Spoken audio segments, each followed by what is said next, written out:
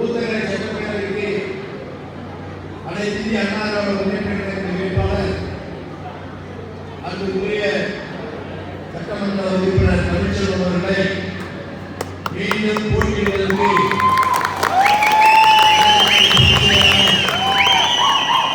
எடப்பாடி அவர்கள் வாய்ப்பு கொடுத்திருக்கிறார்கள். அப்படி வாய்ப்பு கொடுத்த பொதுச் செயலாளர் அவர்களுக்கு வேட்பாளர் சார்பாகவும் மாவட்ட கழகத்தின் சார்பாகவும் எங்களுடைய பலமான நன்றியினை பொதுச் செயலாளர்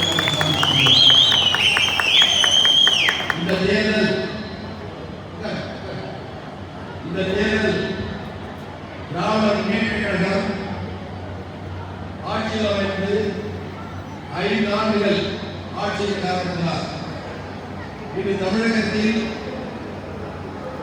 தாய்மார்களுக்கும் சகோதரிகளுக்கும் சரியான பாதுகாப்பு இல்லாத ஆட்சியாக இருக்கிறது. அந்த ஆட்சியுடைய அழகுவாரம் வேற எங்கேயும் சொல்ல தேவையில்லை. நம்முடைய ஊத்தங்கரையிலே வயது முதிர்ந்த தலைமுறை வீட்டில் வந்திருக்காங்க.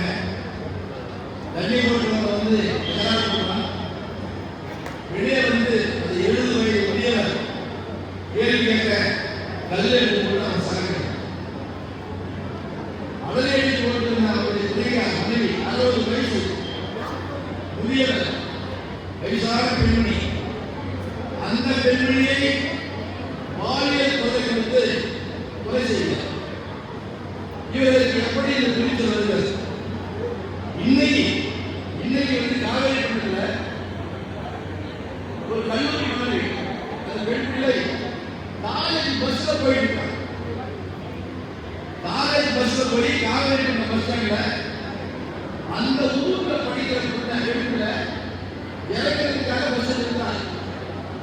அங்க 4 பசங்க நிறைய போதை தொட கல்லூரி பஸ்ஸுக்குள்ள நுழைஞ்சி அந்த பெண் பிள்ளையை பல்வேறு வகையில் சித்திரவதை செய்யறாங்க.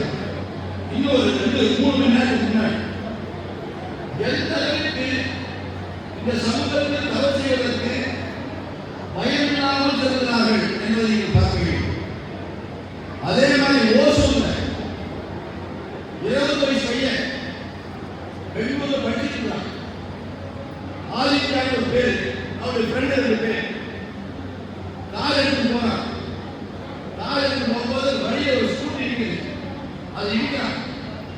வீட்டுக்காரரு அந்த ஸ்கூட்டிக்கு சொந்தக்காரர் வெளியே வந்து என்ன தம்பி கார் எடுத்து ஸ்கூட்டர் எடுத்துப்பா ஏன் என்ன போறேன்